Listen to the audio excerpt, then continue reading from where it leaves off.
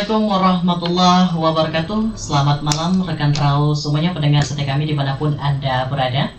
Masih dari kawasan Jenderal Sudirman 105 Rapam dari jantung Kota Salak, kami mengudara untuk menjadi teman setia Anda. Ya rekan Rau, senang kali Erjinanda kembali menyapa ruang dengar Anda dalam program kita Talk Show bersama dosen UIN Syahada Kota Padang Sidimpuan, yang malam ini telah memasuki episode ke-30. Gak berasa banget ya, genap di angka 30 juga di Desember ini. Dan rekan Rau, di malam hari ini juga kita akan mengangkat tema yang sangat dekat dan juga realistis banget untuk generasi muda di saat ini, yaitu dengan tema kita hustle digital untuk generasi kreatif tentunya. Tema ini relevan karena berdasarkan data BPS per 2025 dan juga Kominfo, lebih dari 60% generasi muda di Indonesia saat ini menggantungkan penghasilan atau peluang kerja dari sektor digital. Mulai dari konten kreator, UMKM online, freelance, bahkan digital marketing. Namun di sisi lain, ternyata banyak juga yang terjebak pada fenomena dengan istilah toxic hustle, bekerja tanpa batas waktu, kelelahan mental, bahkan kehilangan arah demi hanya terlihat produktif di media sosial. Untuk membahas hal ini, tentunya kita kehadiran narasumber selaku dosen dari UIN Syahada Kota Padang Sidimpuan, ada Ibu Sri Lestari, Magister Ekonomi Islam, yang akan memandu dan memberikan pengetahuan knowledge untuk kita semua hingga 1 jam ke depan, hingga di informasi 21 waktu Indonesia Barat. Dan tentunya mohon maaf juga untuk seluruh pendengar setia kita karena ada sedikit maintenance, jadi diundur beberapa menit ke depan ke belakang tadi, mohon maaf. Dan juga untuk Anda yang ingin berpartisipasi bersama Erjinanda memberikan opini atau pendapat juga, silakan hubungi di kontak person 0822 99996105. Hubungi hanya dari via chat WhatsApp dan juga SMS ya rekan Rau di malam hari ini. So, kalau begitu kita sapa dulu narasumber kita di malam hari ini. Halo, assalamualaikum, selamat malam untuk Kak Sri, apa kabar? Alhamdulillah, waalaikumsalam warahmatullahi wabarakatuh. Alhamdulillah sehat. Masih sehat ya. Alhamdulillah juga ada. Di bersama Kak Sri mungkin perdana ya kali ya? Kalau saya nggak salah, kedua mungkin? Oh, kalau sama Nanda kayaknya baru 2 kali. Baru kedua ya. Baru kedua ya, karena okay. Kita kayaknya 1 semester sekali gitu. Iya gitu ya. Oke, baik. Kak Sri, ini kan kita temanya ini memang yang dekat banget ya untuk anak generasi sekarang tentunya yang kita highlight ya. Tapi nggak membelakangkan juga dong dengan generasi lainnya juga, tidak menutup kemungkinan. Nah, Kak Sri mungkin boleh disampaikan dulu nggak nih kira-kira sebenarnya arti dari hustle digital itu seperti apa nih kira-kira yang akan dibawakan malam hari ini, karena memang kosakatanya mungkin belum terlalu umum, ya terlalu familiar bagi orang-orang lainnya. Mungkin boleh disampaikan juga nih Kak Sri terlebih dahulu, silakan. Baik, set hustle digital itu ya seperti kita bekerja sampingan begitu. Jadi bekerja sampingan dengan memanfaatkan teknologi digital begitu. Jadi di era digital ini sangat banyak ya peluang untuk mendapatkan penghasilan, tidak hanya berasal dari pekerjaan utama. Jadi dengan adanya set hustle digital ini, usaha sampingan bisa memanfaatkan teknologi tanpa terikat dengan waktu begitu. Jadi kita punya pekerjaan utama yang tidak terganggu dengan pekerjaan sampingan kita. Tapi bisa jadi kalau kita misalnya bekerja sampingan belum dalam bentuk bukan digital, bisa jadi terganggu karena waktu gitu. Oke. Untuk Kak Sri, nah kita membahas masalah hustle digital ini seperti penjelasan yang disampaikan Kak Sri tadi. Mungkin boleh juga nggak nih disampaikan kira-kira nih mengapa tema ini yang dimunculkan dari malam hari ini untuk pendengar kita, Kak Sri? Ya, kenapa sih saya munculkan tema-tema seperti ini gitu ya? Jadi ini karena semalam saya baru pulang dari tempat bencana begitu ya. Jadi apa sih tema yang cocok untuk besok malam begitu ya? Kepikiran. Jadi lebih cocok di set hustle lah. Kalau kita mau mengasih motivasi di tengah bencana ini ya nggak mungkin ya, karena bagaimanapun orang tidak bisa produktif, terkendala modal, terkendala keadaan dan lingkungan begitu. Tapi mungkin dengan side hustle ini salah satu solusi begitu. Jadi makanya saya pilih ini. Selain itu juga mungkin untuk mahasiswa-mahasiswi kita di kampus, mungkin ya dengan side hustle ini mereka bisa bekerja tanpa terganggu kuliah begitu. Begitu ya Kak. Oke, baik, untuk Kak Sri. Ngomong-ngomong soal side hustle nih, dari pandangan Kak Kak Sri secara pribadi ya, nih sebenarnya mengapa sih ya generasi muda itu begitu tertarik sebenarnya bekerja di dunia digital yang saat ini dibandingkan pekerjaan yang konvensional? Kan banyak juga nih side jobs lainnya, nggak harus side hustle gitu. Dari pandangan Kak Sri sendiri nih kenapa nih kira-kira? Ya, karena di sini kita memanajemen diri sendiri ya. Dengan side hustle digital ini kita produktif dengan minat dan bakat kita masing-masing. Misalnya desain grafis freelance gitu, atau ada lagi kayak kami yang dosen ini, ada dia ngajar gitu digital tanpa mengganggu pengajar yang di kampus. Ya, ada yang seperti itu gitu. Nah, jadi waktunya sesuai dengan waktu kita saja gitu. Benar-benar menyesuaikan ceritanya. Iya, jadi di waktu inilah dia lebih mendukung kita dan bisa membuat kita jadinya bebas begitu tanpa mengganggu pekerjaan utama kita. Jadi inilah sebenarnya manfaat yang utama. Selain itu fleksibel waktu, fleksibel tempat, kemudian cocok untuk pelajar, mahasiswa dan generasi muda. Tapi tidak tertutup kemungkinan juga untuk generasi milenial gitu ya. Yang Anda sampaikan tadi. Contohnya seperti dosen yang sekarang kata Kak Sri juga bisa ternyata ya. Bisa. Jadi kita bisa ngajar sesuai dengan kemampuan kita, tapi ya digital gitu ya. Seperti itu ya. Baik. Kak Sri ini juga ada ya yang mungkin perlu diluruskan juga dari Kak Sri selaku narasumber di malam hari ini. Banyak juga insight di luar sana untuk anak-anak muda, katanya banyak statement yang mengatakan bahwasanya mereka melihat hustle digital ini itu sebagai jalan cepat menuju sukses katanya. Apakah sebenarnya ini realistis ya untuk pandangan yang saat ini, atau mungkin seperti disampaikan Kak Sri tadi kan ini hanya untuk mungkin seperti tambahan kita daripada yang job utama kita? Dari pandangan Kak Sri mungkin kira-kira bagaimana ini? Begini, kalau kita mau melihat side hustle ini secara positif ya memang positif, tapi ada juga negatifnya. Boleh disampaikan Kak Sri? Misal nih teknologi, apa sih kesalahan dari HP manual tiba-tiba datang Android? Di situ dan yang nggak bisa kita hadapi ketika kita memang ini jadikan yang utama. Tapi kalau misalnya kita punya jualan online dan offline gitu, ketika online-nya mandat ya kita tetap bisa offline gitu. Jadi kalau hanya sebenarnya tidak menutup kemungkinan banyak orang malah lebih banyak penghasilannya dari side hustle digitalnya dibandingkan pekerjaan utamanya. Banyak yang seperti itu, bahkan ada resign dari pekerjaan utamanya gara-gara ya sudah lebih fokus di side hustle-nya gitu. Baik.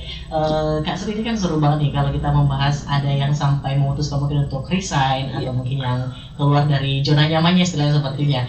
Hal-hal seperti ini dipengaruhi seperti apa sih Kak Sri sebenarnya dari side hustle digital ini? Mungkin di luar dari masalah finansial ada nggak kira-kira nih, selain mungkin rupiahnya yang menggiurkan seperti itu? Kira-kira dari pandangan Kak Sri gimana? Ada. Misalnya kalau kita dari sisi introvert extrovert, begitu mungkin orang-orang yang lebih suka bekerja tanpa kontak sosial begitu, dan dia itu bisa menjadi jati dirinya sendiri saja tanpa harus berpura-pura atau tanpa harus ada tekanan, atau misalnya orang yang susah bangun pagi jadinya ya fleksibel aja gitu kan.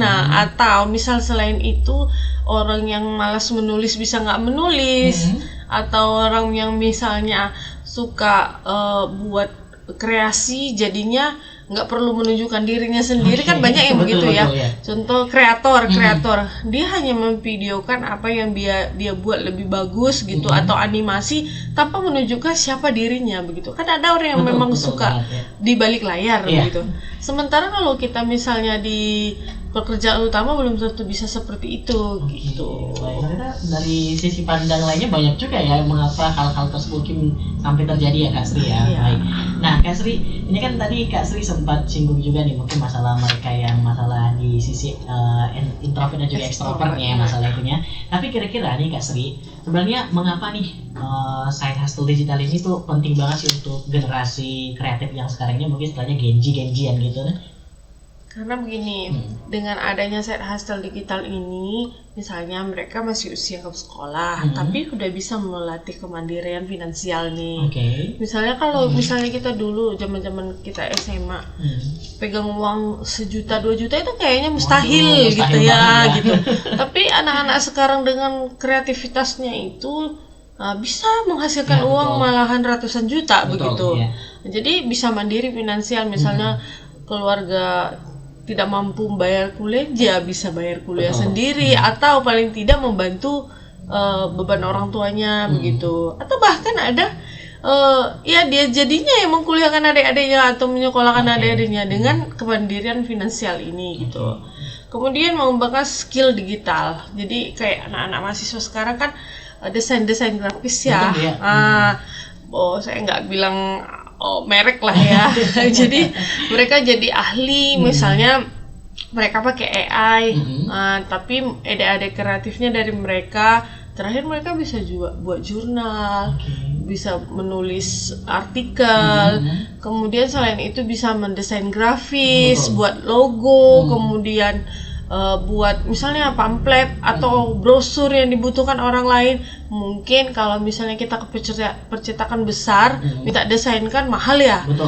Kalau pakai tenaga misalnya mahasiswa, jadi orang merasa lebih ekonomis gitu. Jadi tarifnya itu dapat hasil yang bagus, tapi tarifnya terjangkau begitu. Jadi di sini mereka bisa berkembang, kemudian menyiapkan mental wirausaha sebelum terjun langsung. Mereka udah bersiap gitu, udah tahu kayak mana sih pasang surut ekonomi itu gitu. Kemudian bisa berkembang menjadi bisnis utama di masa depan gitu. Peluangnya ada nih guys. Ya, peluangnya ada gitu. Misalnya yang memang hobi di pasar saham gitu. Kan dari awal-awal digital dia tahu, coba-cobalah dulu 1 slot 2 slot gitu. Nah, jadi ya terbiasa dan dia udah tahu trik. Nah, trik kan sebenarnya kalau saham ya di triknya begitu. Kemudian desain grafis dia bisa mengikuti model-model apa sih yang sedang berkembang begitu. Kemudian dibutuhkan konsumen itu apa aja. Kalau misalnya dulu sukanya yang model ini, kan model klasik modern kan itu bersuasana gitu, ada musimnya gitu. Oke, baik.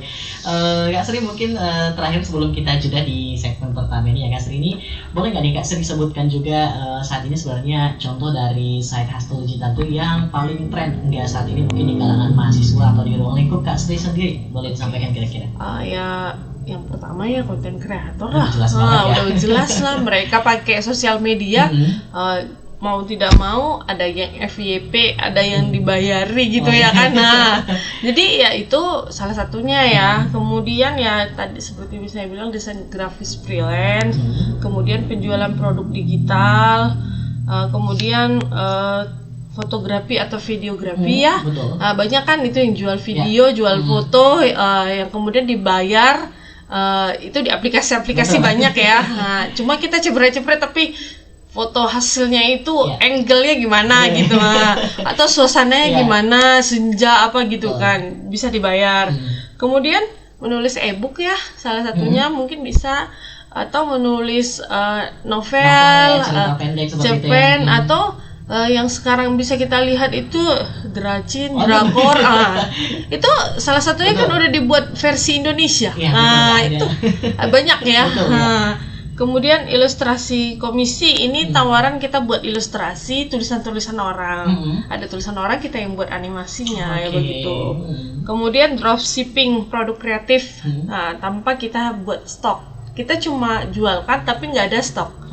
Kan banyak ya yang seperti itu di marketplace. Kita cuma live kan, kemudian yang kita sebenarnya nggak punya apa-apa, cuma dikasih sampel. Banyak ya seperti itu. Jadi kemudian ini membuat kita ibaratnya nggak perlu modal yang banyak, perlu hanya kreativitas, bisa ngomong, kemudian komunikasinya bagus, serta mungkin ya kita punya HP yang bagus lah kali ya.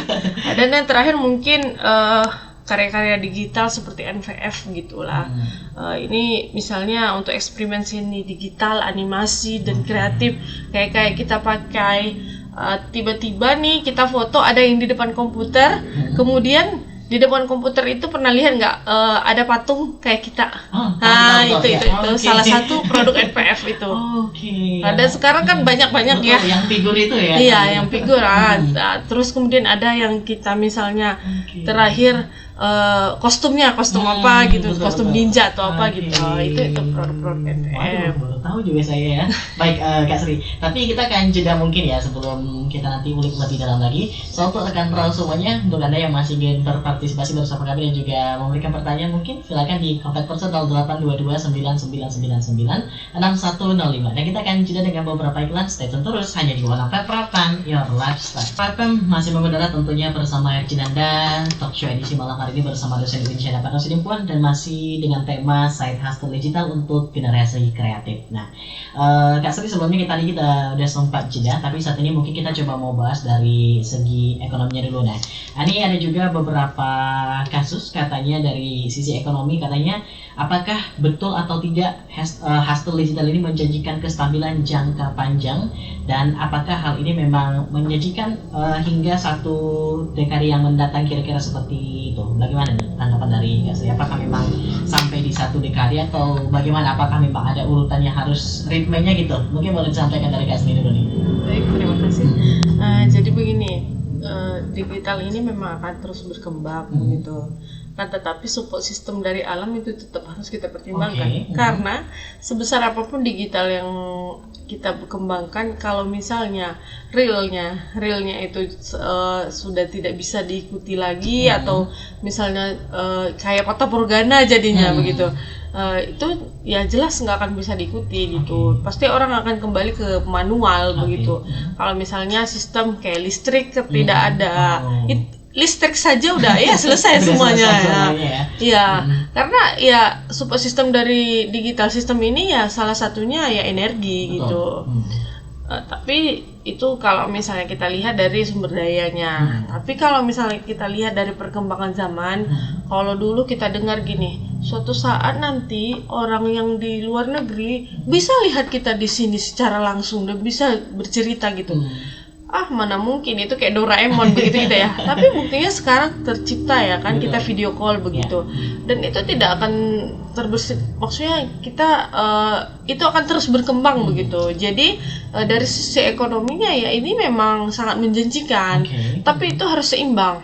Digital system itu dengan manual system itu harus tetap seimbang. Jangan sampai kita itu misalnya dimotori oleh digital, tapi kita yang memotori digital. Sama kayak sistem AI.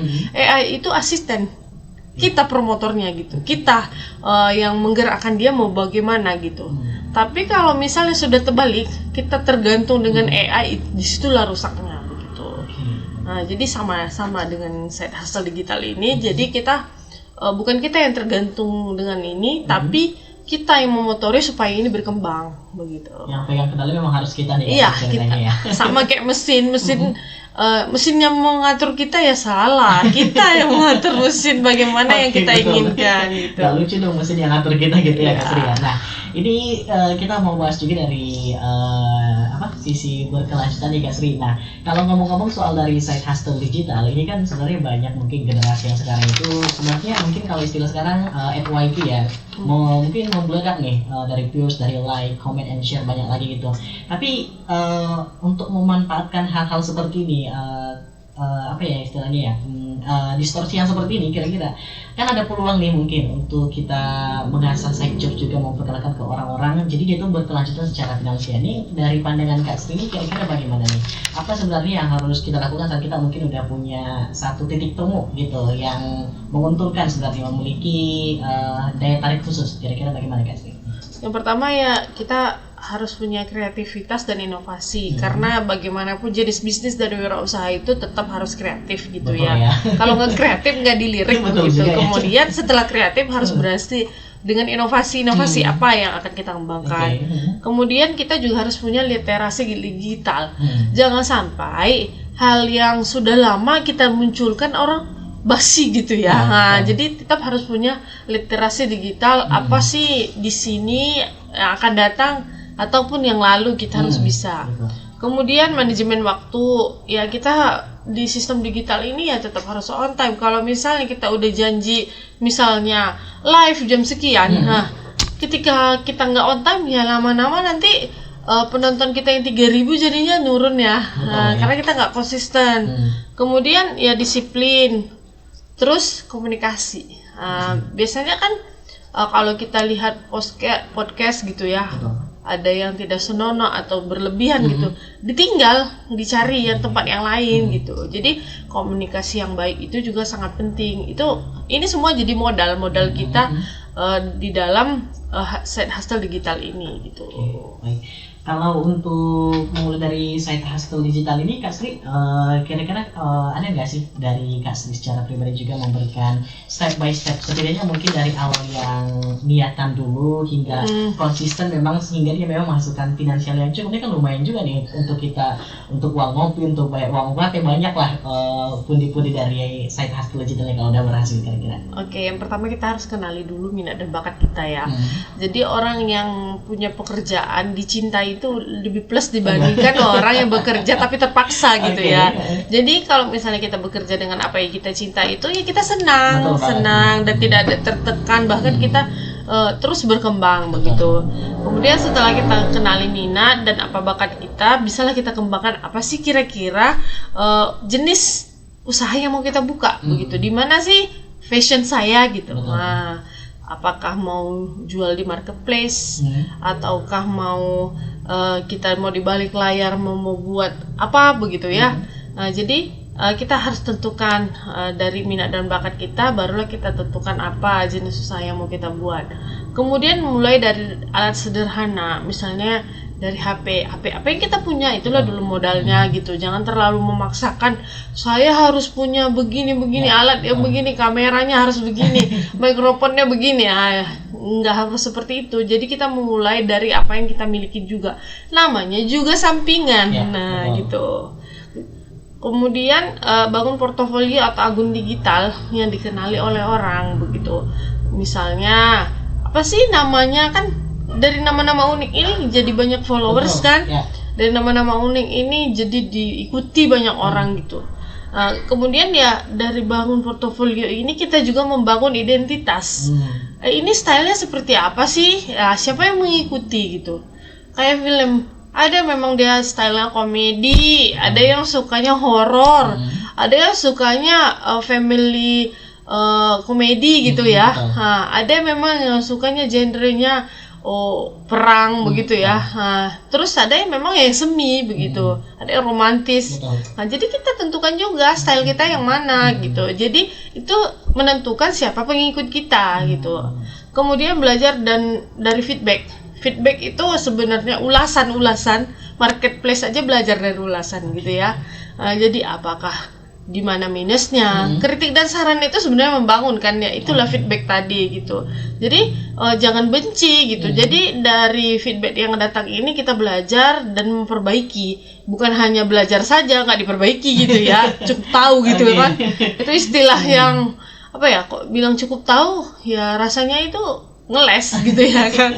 Nah, terus ya konsisten dan terus berkembang gitu. Jadi kalau nggak terus berkembang kita tertinggal. Betul, gitu. Berarti ujung di akhirnya memang tetap konsisten dan berkembang apapun berarti ya. Tidak menutup di side hustle digital ini juga tuh Kak Sri. Nah, Kak Sri, kalau ngomong dari side hustle digital ini, dari pandangan Kak Sri mungkin yang udah berkecimpung ya di bagian ekonomi ini mulai trennya mulai dari kapan sih ini mulai terbangun di benak mungkin generasi-generasi muda saat ini, sehingga mungkin mereka juga menseriusi di side hustle digital ini? Ini mulai trennya kapan kira-kira dari pandangan Kak Sri?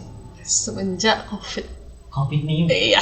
Budak ya itu ya. Iya, di situ kenapa ya orang nggak bisa sosial gitu, nggak bisa social distancing kan, kita jaga jarak gitu. Nah, jadi di sinilah muncul ide-ide kreatif orang untuk membuat side hustle digital ini gitu.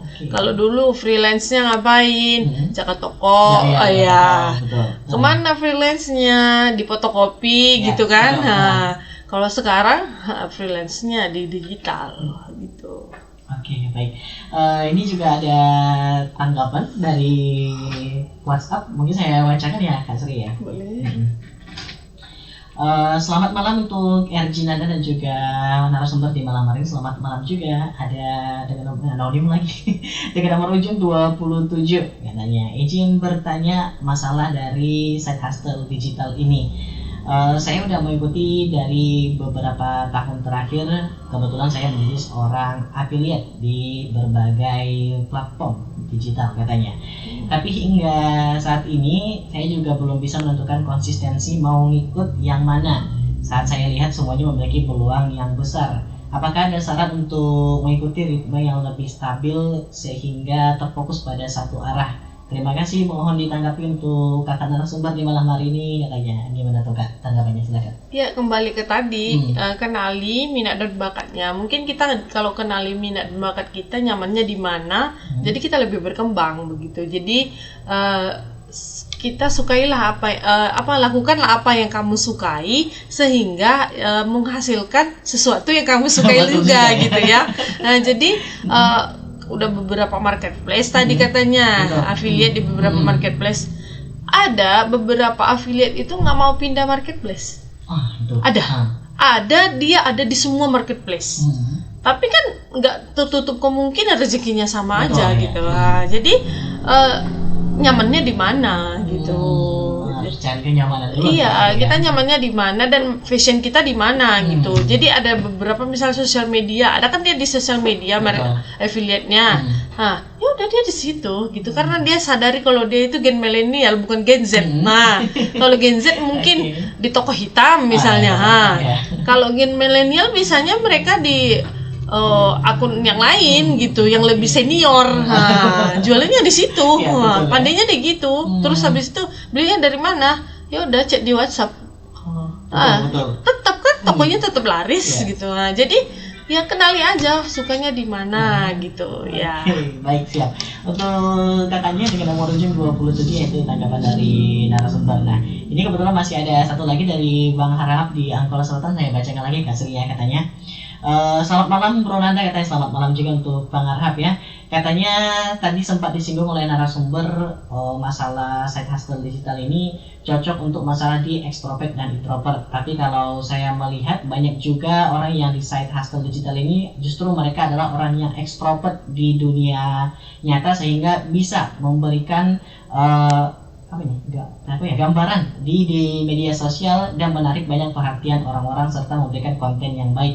Jadi pertanyaannya bagaimana dengan kasus introvert ini? Apakah memang ada side hustle digital yang cocok untuk mereka? Dan saya juga merasa diri saya adalah seorang introvert. Jadi boleh nggak Kak diberikan saran untuk side hustle digital yang cocok untuk dimulai? Terima kasih katanya. Baik, kalau introvert dan extrovert ini sebenarnya penyalurannya ya kan. Ada dia memang extrovert tapi nggak bisa disalurkannya di dunia nyata, disalurkan di dunia maya begitu ya kan bisa saja gitu. Ada memang dia introvert, dia pengen berbicara tapi dia gugup kalau di depan yang lain, atau misalnya dia kurang nyaman dengan hubungan sosial gitu. Sebenarnya introvert extrovert ini bukan orang yang nggak mau berdunia luar. Ada dia introvert itu introvert orang yang mempengaruhi dia itu dari dalam. Bukan berarti anti komunikasi, bukan gitu.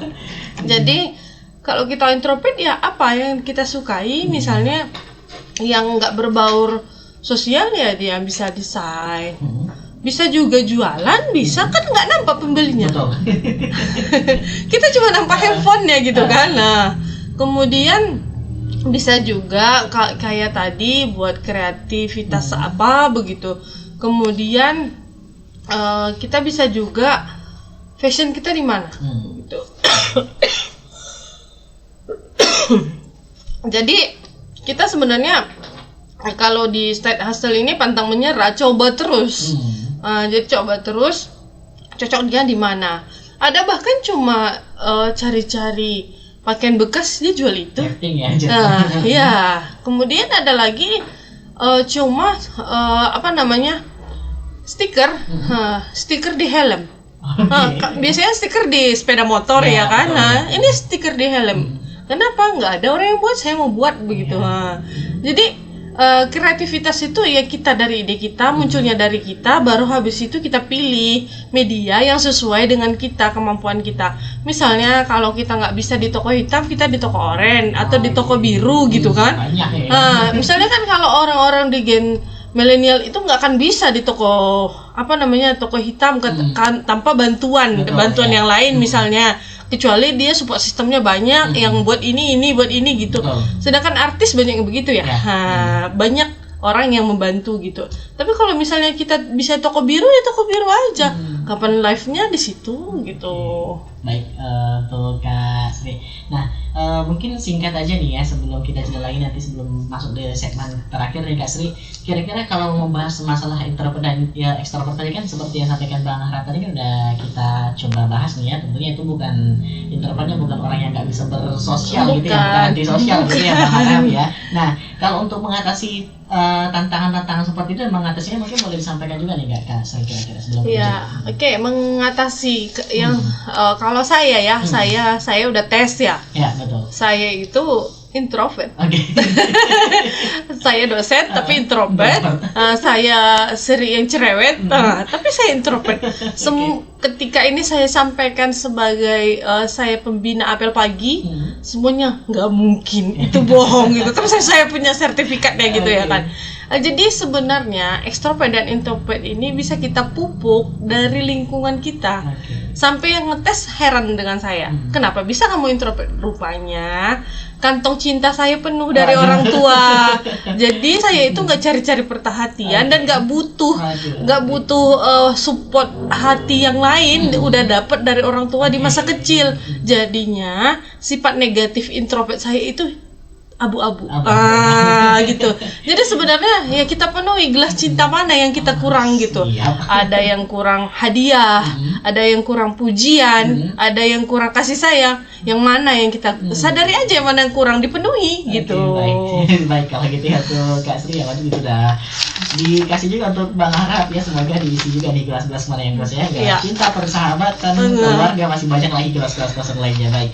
Untuk rekan-rekan kita akan jeda dengan beberapa hal lagi sebelum nanti kita masuk di segmen terakhir dan closing statement yang disampaikan oleh Kak Sri selaku narasumber di malam hari ini. So tetap stay tune bersama kami hanya di 105 Rakan Your Lifestyle. 105 Rakan dan kita sudah berada di segmen terakhir masih membahas di side hustle digital untuk generasi kreatif. Dan gak merasa kita udah berada di penghujung acara kurang lebih sekitar 4 menit lagi ternyata nih. Sebelum closing statement untuk Kak Sri, tadi kan Kak Sri sempat singgung juga nih kalau untuk tantangan dari introvert extrovert ya dari pertanyaan Bang Arhab tadi.